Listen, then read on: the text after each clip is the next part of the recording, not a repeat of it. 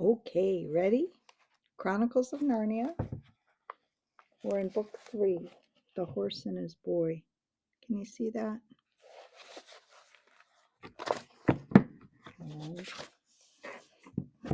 so, we are in chapter 13, The Fight at Anvard.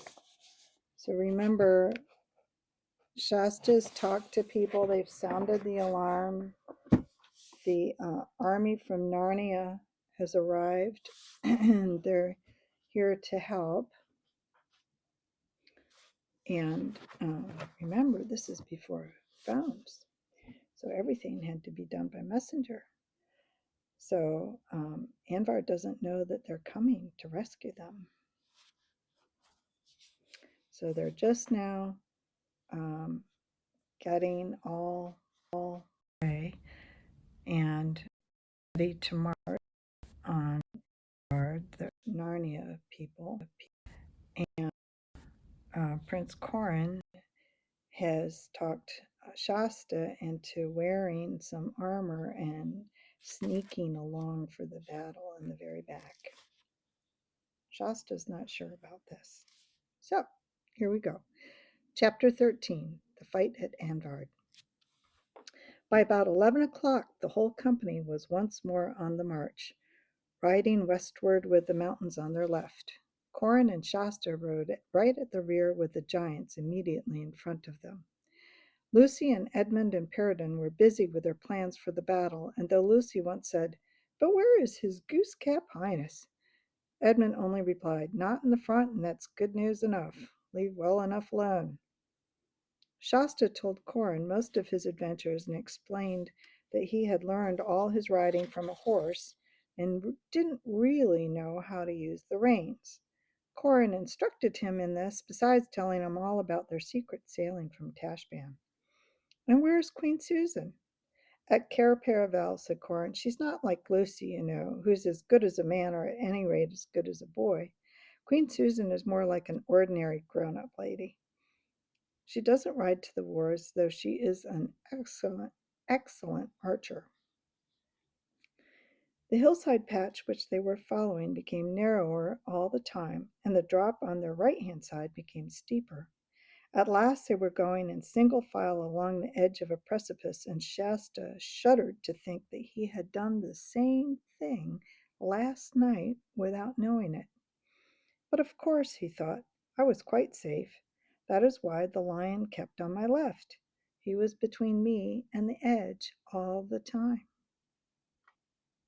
The path went left and south away from the cliff, thick woods on both sides of it, and they went steeply up and up into the pass. It would have been a splendid view from the top if it were open ground, but among all those trees you could see nothing, only every once in a while some huge pinnacle of rock above the treetops and an eagle or two wheeling high up in the blue air. "They smell battle," said Corin, pointing at the birds. "They know we're preparing a feed for them." Shasta didn't like this at all. When they had crossed the neck of the pass and came a good deal lower, they reached more open ground, and from here Shasta could see all Archenland, blue and hazy, spread out below him, and even, he thought, a hint of the desert beyond it.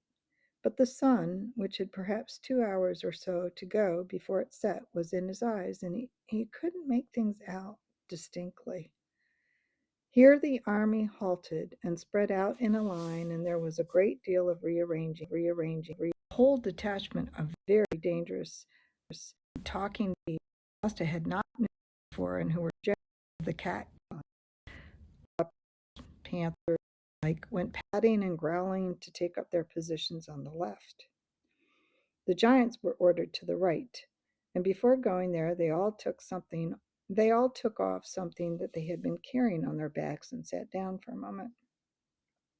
Then Shasta saw that what they had been carrying and were now putting on were pairs of boots, horrid, heavy, spiked boots which came up to their knees. Then they sloped their huge clubs over their shoulders and marched to their battle positions. The archers, with Queen Lucy, fell to the rear, and you could first see them bending their bows and then hear the twang, twang as they tested their strings. And wherever you looked, you could see people tightening girs, putting on helmets, drawing swords, and throwing cloaks to the ground. There was hardly any talking now. It was very solemn and very dreadful. I'm in for it now, I'm really in for it now, thought Shasta. Then there came noises far ahead, the sound of many men shouting and a steady thud, thud, thud. It's a battering ram, whispered Corin. They're battering the gate. Even Corin looked quite serious now. Why doesn't Edmund get on? He said. I can't stand waiting around here, and it's chilly, too. Shasta nodded, hoping he didn't look as frightened as he felt. The trumpet at last! On the move now trotting, the banner streaming out in the wind. They had topped a low ridge now, and below them the whole scene suddenly opened out. A little, many-towered castle with its gate towards them. No moat, unfortunately, but of course the gate shut and the portcullis down. On the walls they could see, like little white dots, the faces of the defenders. Down below, about 50 of the Kellermans, dismounted, were steadily swinging a great tree trunk against the gate. But at once the scene changed. The main bulk of Rabadash's men had been on foot, ready to assault the gate. But now he had seen the Narnians swooping down from the ridge. There was no doubt these Kellermans were wonderfully trained.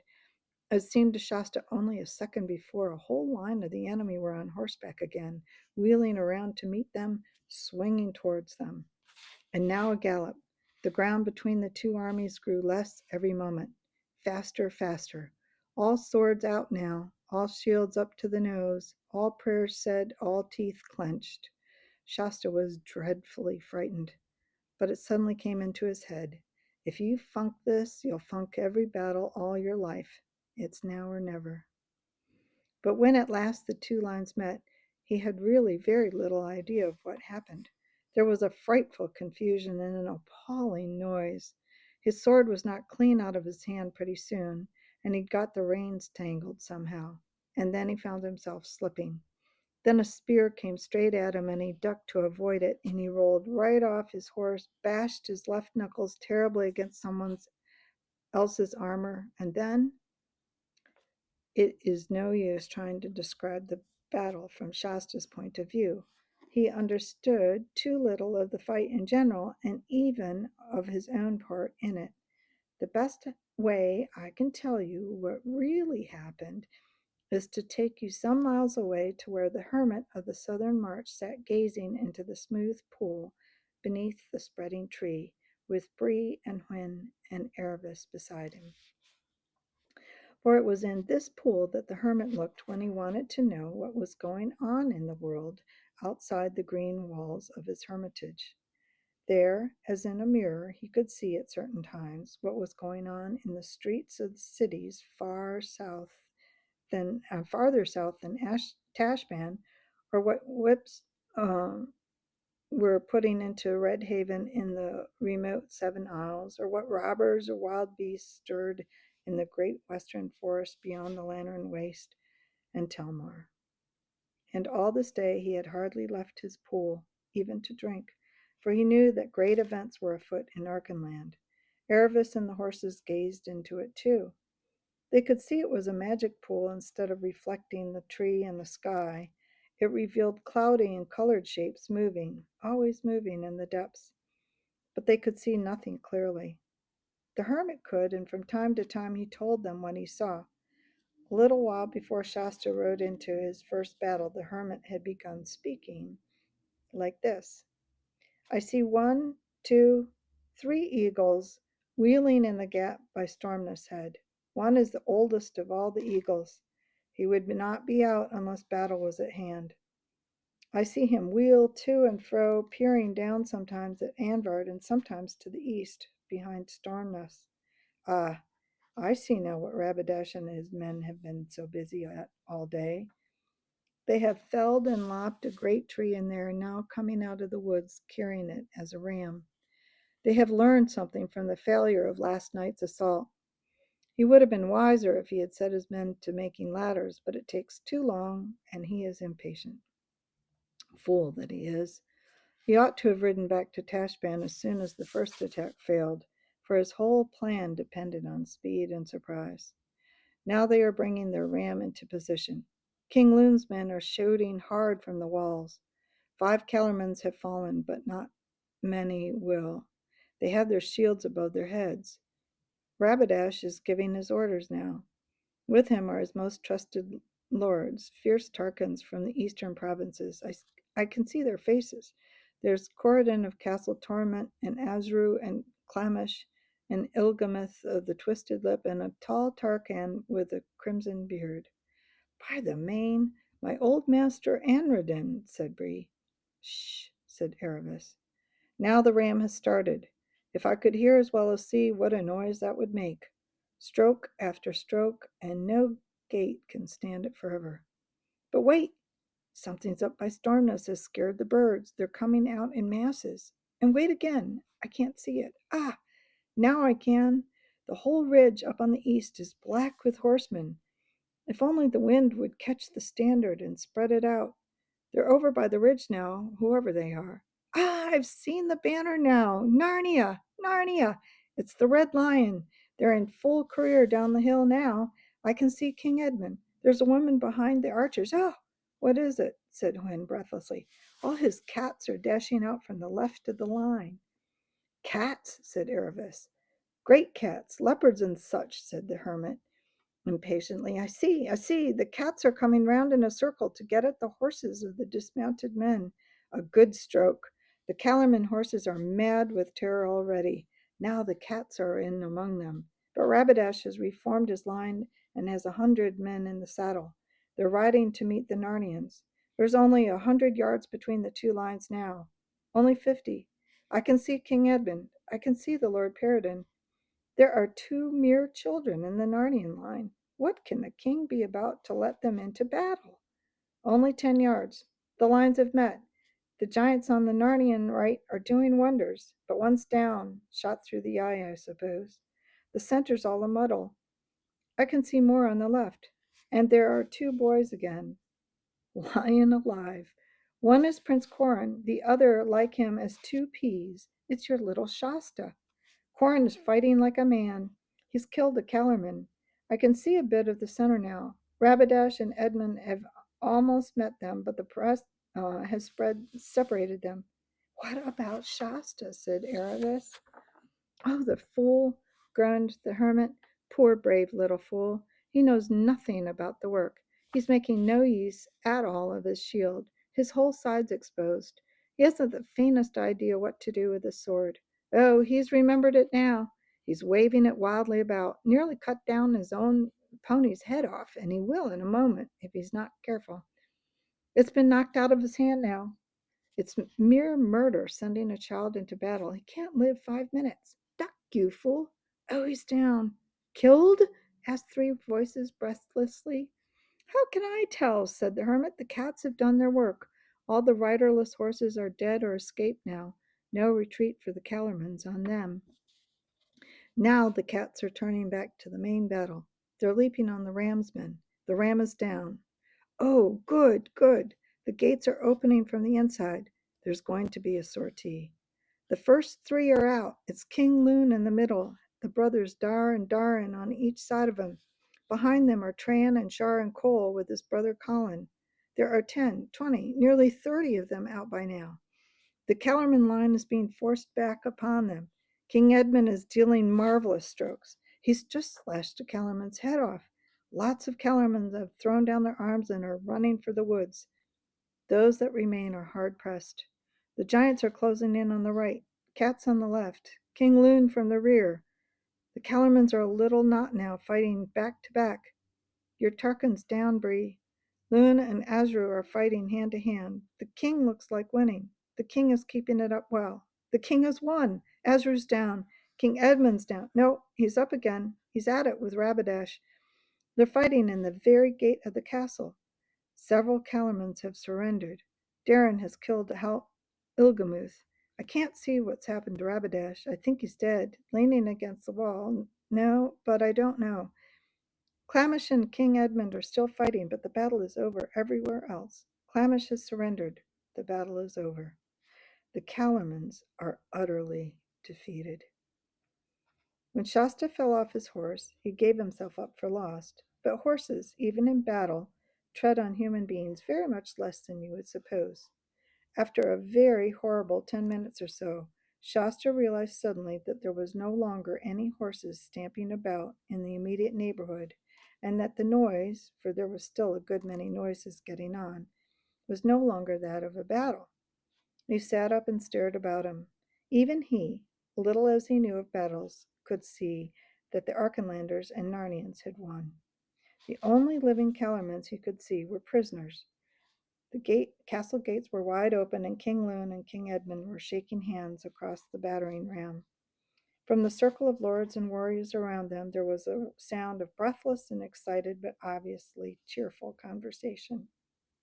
And then, suddenly, it all united and swelled into a great roar of laughter. Shasta picked himself up, feeling uncommonly stiff, and ran towards the sound to see what the joke was. A very curious sight met his eyes. The unfortunate Rabadash appeared to be suspended from the castle walls. His feet, which were about 2 feet from the ground, were kicking wildly. His chain shirt was somehow hitched up so that it was horribly tight under his arms and came halfway over his face. In fact, he looked just as a man looks if you catch him in the very act of getting into a stiff shirt that is a little too small for him. As far as could be made out afterwards, and you may be sure the story is well talked about for many a day. What happened was something like this. Early in the battle, one of the giants had made an unsuccessful stamp at Rabadash with his spiked boot.